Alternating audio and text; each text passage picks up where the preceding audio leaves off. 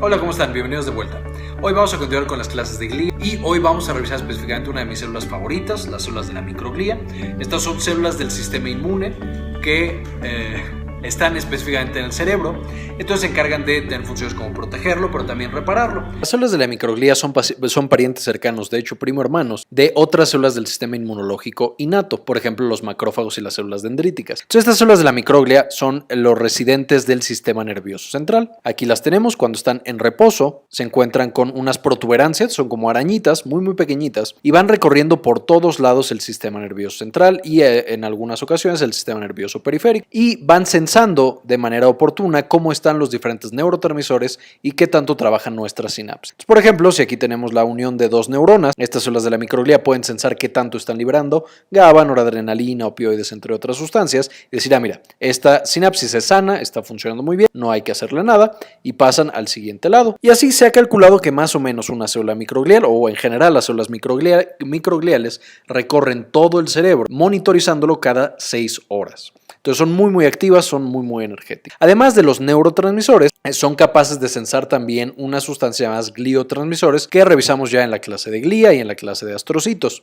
Estos gliotransmisores, principalmente el ATP y la adenosina, son marcadores muy importantes de la función o de qué tan bien están funcionando los astrocitos. Y en el caso de las células de la microglía sirven como estímulos quimiotácticos. Es decir, las células de la microglía van a ir de lugares en los que hay poquitas concentraciones a lugares en los que hay una gran concentración. Por ejemplo, si nosotros tenemos aquí un daño importante, vamos a poner el daño de otro color para que se vea. Entonces, si tenemos aquí un daño importante, nos estamos infartando, por ejemplo, todo este tejido va a empezar a liberar una gran cantidad de adenosina, de ATP, de AMP, y entonces cerca del tejido dañado va a haber una alta concentración y mientras nos vamos alejando, la concentración de adenosina va bajando y va bajando y va bajando hasta que aquí hay poquito. Entonces, cuando las células de la microglía sensan esta poquita adenosina, dicen, interesante. Entonces empiezan a irse hacia donde hay más adenosina hasta reunirse en el sitio de lesión que habíamos mencionado. Aquí tenemos entonces tejido cerebral, en la parte central se hace una lesión, que es la que vemos ahí, y entonces las células de la microglía mandan proyecciones para contener el sitio de lesión. Esto lo hacen en respuesta a los diferentes factores que se liberan en la lesión, como adenosina, ATP, citocinas, etc. Y van a trabajar junto con los astrocitos para limitar el daño y que no se propague a otras áreas del cerebro. ¿Qué es lo que sucede cuando la microglía sensa que una sinapsis está trabajando mucho o está trabajando poquito?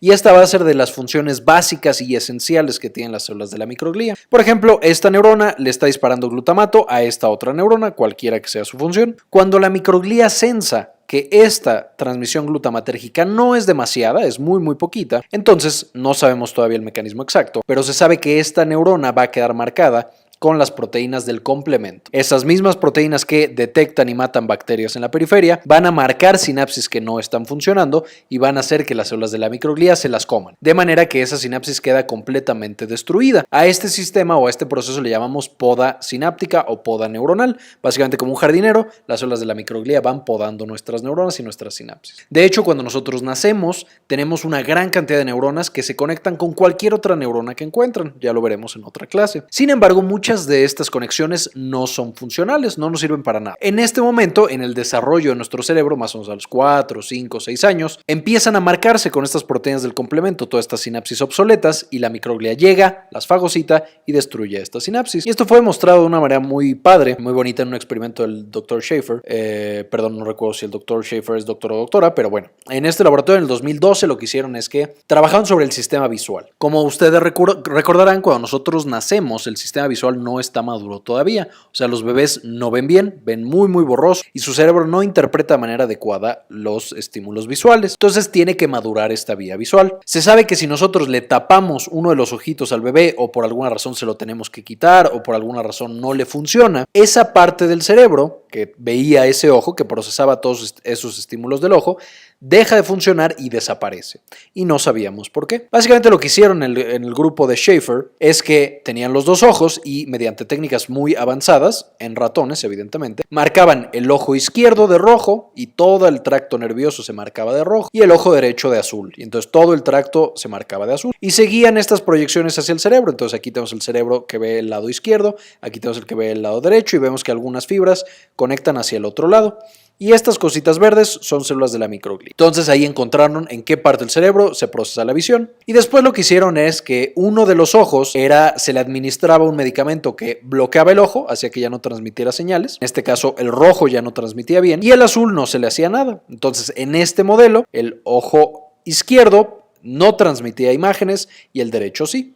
Y lo que encontraron es que de manera sorpresiva estas células de la microglia de repente se empezaban a comer todas las sinapsis que estaban conectadas al ojo izquierdo rojo. Entonces, al ser más débil esta sinapsis en comparación del otro ojo, la microglia destruía todas sus sinapsis. Por otro lado, cuando nosotros teníamos el mismo experimento, pero ahora en vez de administrarle algo que bloqueaba el ojo izquierdo, le administramos algo que activaba más el ojo izquierdo, ahora las sinapsis que eran fagocitadas, las que eran comidas por las células de la microglia, eran las del ojo derecho, o sea, izquierdo. Si le hacemos un acercamiento, vemos que en el primer experimento la microglia se comió todas las sinapsis del ojo rojo, mientras que en el segundo experimento todas del ojo azul, o sea, del izquierdo que habíamos activado, del derecho que había quedado menos activo. Y esto es importante porque esto nos dice que si nosotros tenemos un sentido o un sistema neuronal o lo que sea y no lo estamos activando de una manera adecuada, las células de la microglia lo podan y ya no tenemos ese sistema. Anatómicamente queda cercenado el sistema y ya no podemos regenerarlo.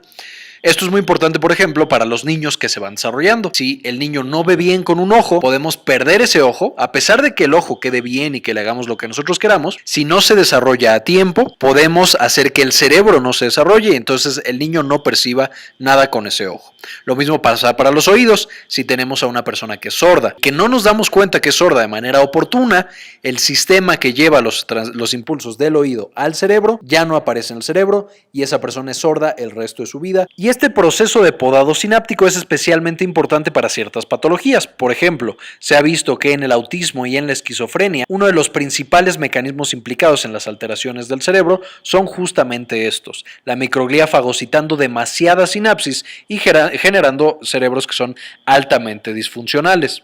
Se ha implicado también, por ejemplo, en el Alzheimer, en algunas otras neurodegenerativas y también incluso en la depresión, esta atrofia cortical que se genera. Ahora, aparte de estas funciones muy específicas del cerebro, que es la poda sináptica, la microglia, como quedamos, es una célula del sistema inmune innato, de manera que su función es detectar cuando algo ajeno a nuestro cuerpo nos daña, y son estas patrones moleculares asociados a patógenos que ya mencionamos en la clase de inflamación, y los patrones moleculares asociados a daño. Entonces, cuando tenemos una bacteria o algún virus o algo muy malo que esté en nuestro cerebro, lo vamos a detectar igual que las células del sistema inmune, vamos a generar o a montar una respuesta inmunológica para defendernos y vamos también a fagocitar y destruir estas bacterias hasta que el cerebro esté seguro. De la misma manera, cuando nosotros tenemos señales de daño de las neuronas, o sea, una neurona que muere y, por ejemplo, libera sus proteínas de choque térmico o libera su ADN al medio extracelular o alguna otra cosa, también vamos a generar una respuesta. Va a ser diferente a si nosotros tenemos una bacteria, ahorita vamos a ver cómo, pero también va a generar respuestas adaptativas para frenar ese daño que está sufriendo nuestro cerebro. Y de manera especialmente importante, las células de la microglia van a responder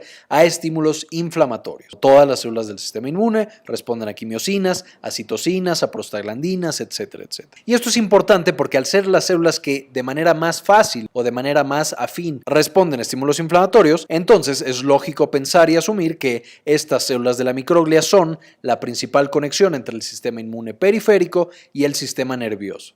Entonces, todo el campo de la neuroinmunología va a estar basado de una manera o de otra en las células de la microglia y en la actividad que tienen sobre otras células como astrocitos y neuronas. Al ser su función la de atrapar patógenos, vamos a ver un pequeño video en el cual nos muestran a una célula de la microglia en acción. Aquí vemos un cultivo de células microgliales a las cuales fueron expuestas a unas perlas de poliestireno. Como podemos ver, estas empiezan a lanzar protuberancias para tratar de atraparlas y comérselas, pensando que son agentes patógenos. Lo mismo va a pasar con bacterias y virus en el cerebro. Una vez que las células de la microglia han detectado que hay daño en el cerebro, pasan de tener esta conformación tradicional, que es así como con bracitos, como patitas de araña, y se convierten en bolitas. Y estas bolitas son muy reactivas y tienen una respuesta muy fuerte. Ahora, igual que todas las demás células del sistema inmune, dependiendo de con qué las activemos, van a tener respuestas diferentes. Igual no me voy a meter tanto en esto, pero si nosotros la activamos, por ejemplo, con factor necrosis tumoral, lipopolisacárido, que no muestro aquí, lipocalina, algunas interleucinas como la 2 y la 6 y el interferón gamma, van a decir: o van a adquirir un fenotipo que es ampliamente proinflamatorio. Y al ser proinflamatorio vamos a ver que también en general es neurotóxico. Este fenotipo M1, que es el primer fenotipo de la microglia, va a estar dado por la activación de estos factores que activan ciertos genes, principalmente los genes STAT. Entonces, una vez que nosotros tenemos activados estos genes, este fenotipo M1 se va a encargar de destruir todo lo que encuentre. Todo lo que encuentre, sea bacterias, sea células ya muertas, sea células incluso vivas, va a generar una gran cantidad de radicales libres de oxígeno, especies reactivas, etcétera, etcétera. Y va a secretar muchas más citocinas proinflamatorias y reclutar más células del sistema inmune. Básicamente, el fenotipo M1 es como ir a la guerra. Es una guerra completa, sin cuartel, vamos a lanzarles de todo y normalmente se activa cuando el daño es importante y es intenso. Por otro lado, ya que el daño empieza a disminuir, ya que la guerra va amainando, ya no encontramos tantas bacterias, entonces las células de la microglía empiezan a cambiar de su fenotipo M1 al fenotipo M2. Esto del fenotipo M2 es más conciliador. Este tiene actividad de otras moléculas de STATs, STAT3, STAT6, etcétera, pero también van a tener otros marcadores y van a estar generados por la activación de otras sustancias que ya vimos también en la clase de inflamación, se secretan cuando ya es el proceso de recuperación. Por ejemplo, el factor transformante beta, la interleucina 10, la interleucina 4, etcétera, etcétera. Y el fenotipo M2 va a ser neuroprotector. O sea, va a llegar con las neuronas y va a aumentar la resistencia que tienen al daño y al mismo tiempo va a destruir, o más bien va a fagocitar a todas las cosas muertas y de desecho que ya no sobran y que ya no tienen por qué estar ahí, y va a liberar sustancias para favorecer la neurogénesis y la recuperación de los axones de las neuronas que hayamos perdido. Ahora, ¿cuál es el fenotipo correcto? Evidentemente no hay un fenotipo correcto. Es lo mismo con el sistema inmune. No hay, o sea, la inflamación no es mala ni buena. Es necesaria en algunas patologías y en otras se convierte en algo dañino.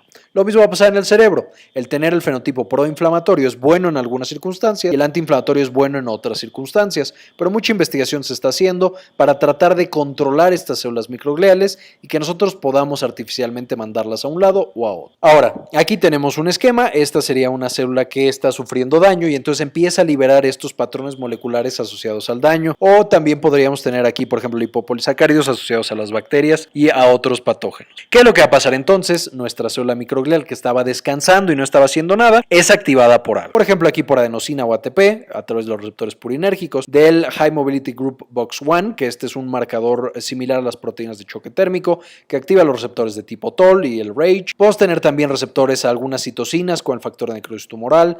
Podemos sensar también estos alfas y nucleínas y amiloides beta, que son típicos del Alzheimer, o incluso el VIH puede entrar en las células microgliales. El punto es, cualquiera que sea la activación, si es suficientemente importante, va a causar que esta célula microglial que estaba en situación de vigilancia pase a ser una que está activada de manera clásica, o sea, con un fenotipo proinflamatorio. Esta sería una célula tipo M1. Lo importante es que estas células M1, ya quedamos, van a liberar citocinas proinflamatorias, como interleucina 1 beta y factor de necrosis tumoral, y entonces van a cambiar la actividad de los astrocitos, generando astrogliosis reactiva, que la vimos en la clase pasada de astrocitos, y estas mismas citocinas van a cambiar la función de nuestras neuronas. De la misma manera, estas solitas van a empezar a generar radicales libres y especies reactivas de oxígeno que van a dañar o pueden dañar a nuestras neuronas, y de la misma manera vamos a activar a los astrocitos para que también las produzcan. De manera aguda, ya lo vimos otra vez en la clase de astrocitos, los astrocitos pueden controlar estas reacciones pro-oxidantes o llenas de radicales libres a través del glutatión que producen. Si no se acuerdan, les sugiero que vean el video de astrocitos. Sin embargo, de manera crónica, se ha implicado de manera muy importante a las células de la microglía activadas de manera M1 en trastornos de neurodegeneración. Por ejemplo, en Alzheimer, por ejemplo, en otras patologías como Parkinson, el hecho de tener una microglía que está activa de manera constante va degenerando las neuronas y va haciendo progresar estas enfermedades. De manera que constituye una diana terapéutica interesante para estos padecimientos. De nuevo, esto solamente repasando, ya que tenemos el fenotipo M1, que es generado por la activación de estas sustancias, tenemos un fenotipo proinflamatorio que genera estrés oxidativo y que llama a otras células inmunes para proteger y en general atacar lo que esté atacando el sistema nervioso. Y cuando tenemos estas van a ser neurodegenerativas. De nuevo, esto es bueno en algunas cosas mientras sea agudo, rápido y conciso, pero de manera crónica es malo porque puede inhibir la remodelación de los axones y la reparación neuronal, puede inhibir la neurogénesis, la angiogénesis, la gliogénesis, oligodendrogénesis y todo lo de génesis, o sea, reparar este sistema nervioso. En ese momento queremos solo destruir lo que nos está atacando, no reparar nada. Mientras que cuando ya pasó un poco de tiempo y empezamos a tener ya más bien el proceso controlado, ahora sí es hora de las células microgliales tipo M2 por estos mediadores que van a quitar las células muertas, todos los desechos y todo lo que haya quedado después de la batalla y van a empezar a liberar factores antiinflamatorios que inhiben todo lo proinflamatorio y al mismo tiempo factores tróficos cerebrales, o sea, factores de crecimiento que van a estimular ahora sí la oligodendrogénesis, gliogénesis, remielinización, remodelamiento de los axones, reparación neuronal, neurogénesis, etcétera, etcétera, etcétera. Entonces, estos son los soldados que atacan, estos son los constructores que llegan y reparan. Y muy bien, para la bibliografía, esta es la que utilicé. Les sugiero especialmente la revisión está muy bonita, de la doctora Hughes, y los artículos de, les repito, no me acuerdo si Schaefer es doctor o doctora, creo que es doctora y Stevens es doctor, pero bueno, discúlpenme con ellos si alguna vez ven esto. Y todos los demás también están bastante buenos. Bien, pues esto fue todo por el video de hoy, espero que les haya gustado mucho. No olviden suscribirse, ver las otras clases de GLIA y como siempre, ayúdenos a cambiar el mundo, compartan la información.